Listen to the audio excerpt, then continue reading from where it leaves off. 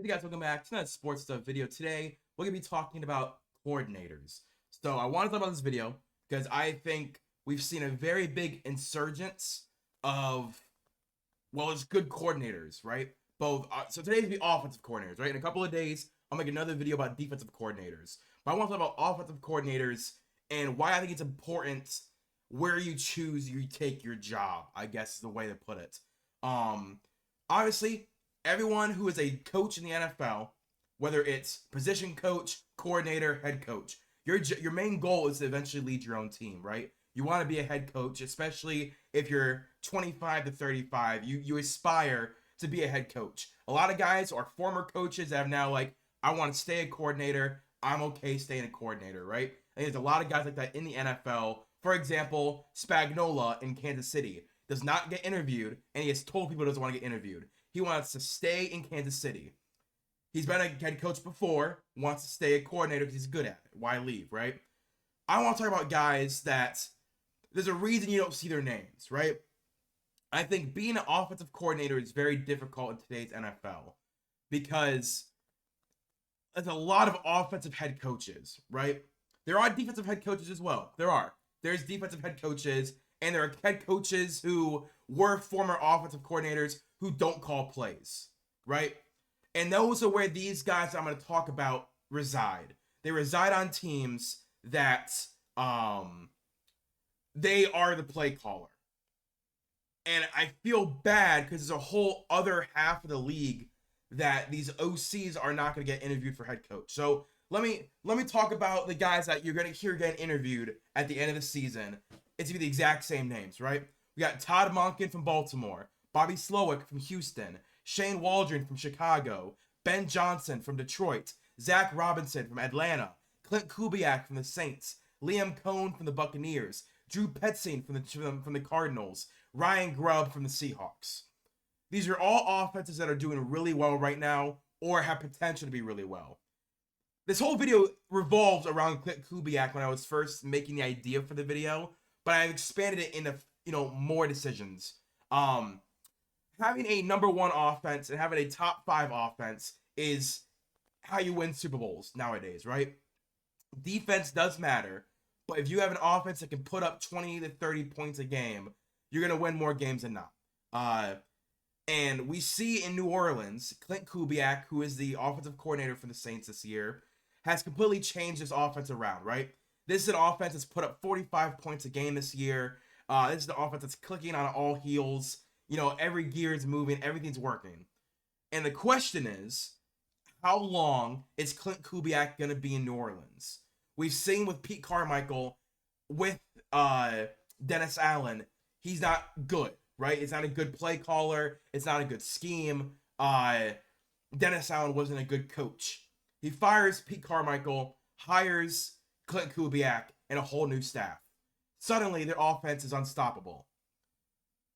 It begs the question, would you rather keep Dennis Allen and lose Clint Kubiak and just get someone else to call plays, or do you want to keep the offense and you fire Dennis Allen, the defense of guy, right?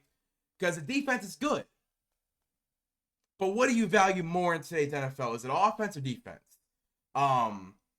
And we've seen the last couple of years, offensive head coaches are running the league, right? Whether it's Andy Reid, whether it's Kyle Shanahan, whether it's Sean McVay. Those are the guys going to the Super Bowl. Those are the guys in the AFC and NFC championship every year, respectively. We see as well teams with non-coordinator head coaches, non-offensive coordinator head coaches. For example, when I say Ben Johnson, when Ben Johnson leaves the Detroit Lions, what offense are they going to run, right? Are they going to get an offensive coordinator and a play caller as good as Ben Johnson? Because I trust Dan Campbell. I do. But it begs the question, is the Detroit Lions a Ben Johnson product or a Dan Campbell product? And I think there is points of, yes, you hire a head coach to make those decisions of who you hire, and make the decisions of, once Ben Johnson is gone for a position, a head coach, I need to now replace him. Can I replace him to the same level? It's a question that a lot of teams have to answer every year. We see right now a lot of guys are on the hot seat, right? Nick Sirianni's been on the hot seat for a year or two now. He is not an offensive coordinator or defensive coordinator head coach. He is a former coordinator coach, but he does not call plays. He is not a guru of either position group. And we saw after the Eagles made their Super Bowl run, they lost both Jonathan Gannon and they lost Shane Steichen.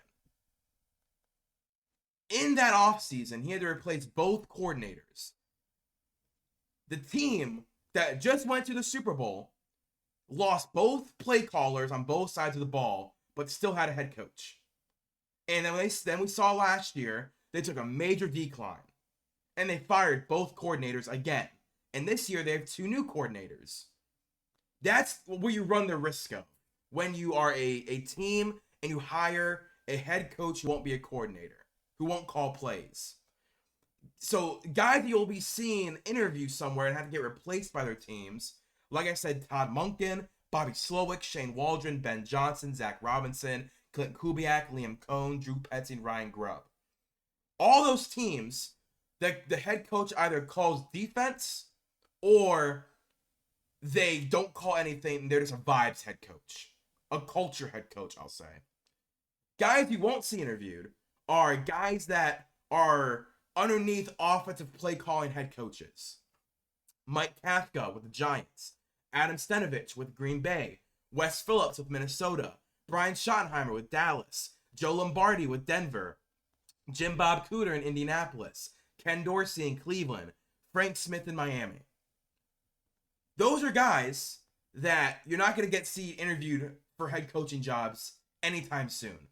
And we've seen, just like with Alex Van Pelt in Cleveland, right? The Patriots job opened up. A team that was a lesser point, they will not win a Super Bowl this year. He left a team vying for a Super Bowl to go to a team not even close to a Super Bowl. All because he was underneath Kevin Stefanski, a head coaching play caller where Alex Van Pelt got no credit. No credit for anything. No credit for play calling. No credit for scheme. It is Stefanski's scheme. So he had to go somewhere else to prove that he could be a head coach, right? That was the idea of why he left Cleveland. However, the team stayed the same, right? It's the same offense with a new OC who's not calling plays, just adds different things that Kevin Stefanski can decide to put into his plays. That's what I would want as a team, right? If I was the GM of a team, I'm hiring a coordinator who's going to call plays. Because then, let's say Kevin Stefanski, let's say the Browns all of a sudden are 13-4, right? They go 13-4. We're not seeing Ken Dorsey become a head coach. That all the offensive credit goes to Kevin Stefanski.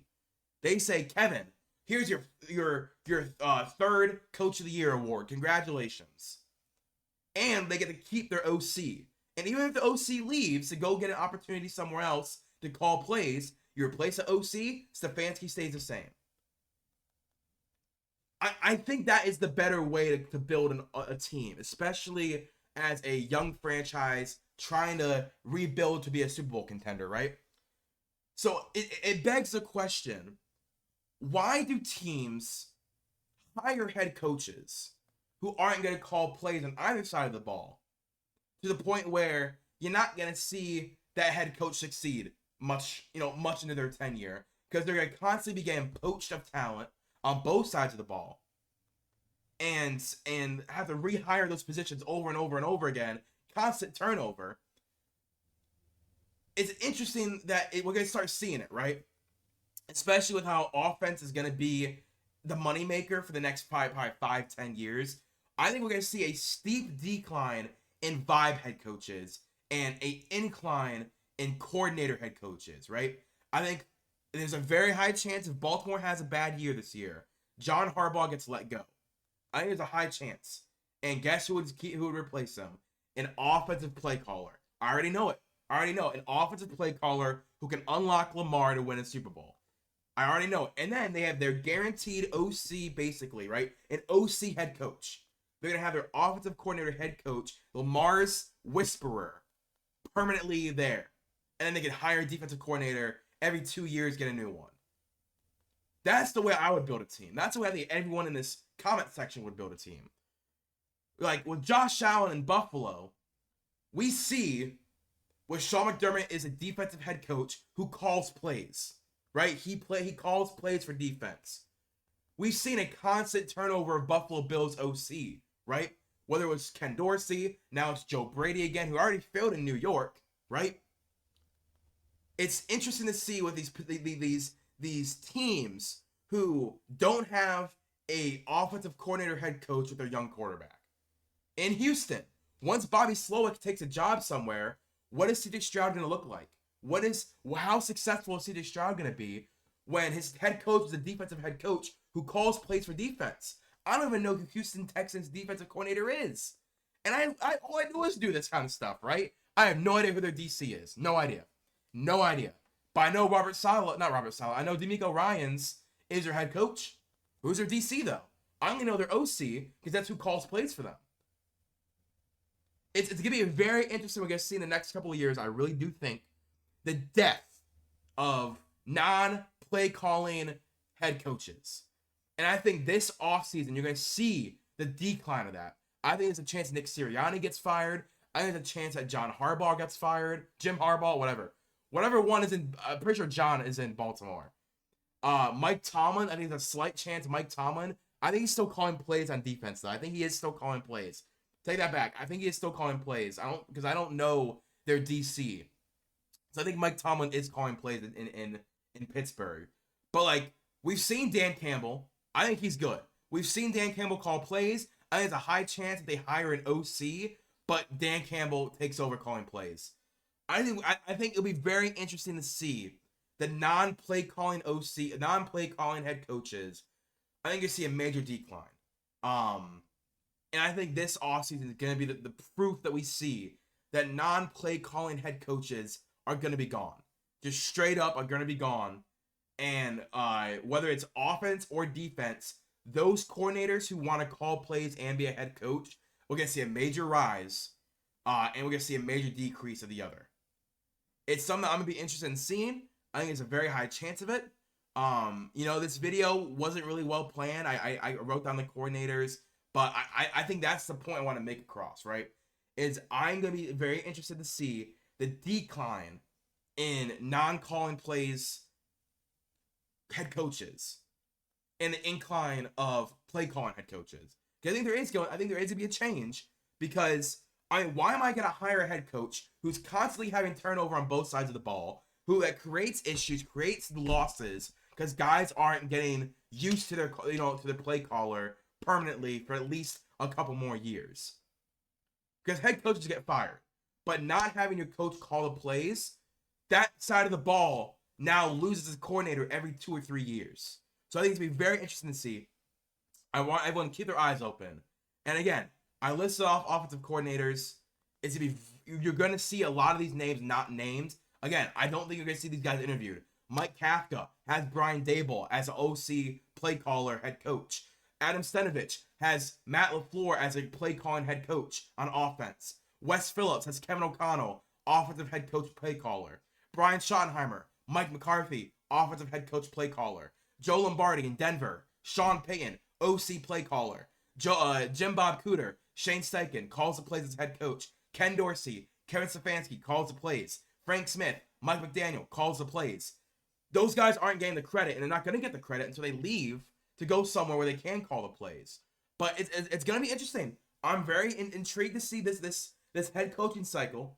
And I think the guy that we're going to see be at the center of it all is Clint Kubiak in New Orleans. If Dennis Allen gets fired for Clint Kubiak, I truly believe would be the first linchpin and proof that teams are realizing if one side of the ball is dominating, that person has to be head coach. Because that person needs to not be turned over every single season for them to go somewhere else and succeed. I think we're going to see it. I really do. I think we're going to see it in the next couple of years That is gonna be like the vibes head coach is going to be gone. It's gonna be gone. But if you guys did enjoy this video, please like, comment, subscribe. It's a little bit of a ramble. Yeah. I'm intrigued. I'm intrigued to see. I hope you guys are too.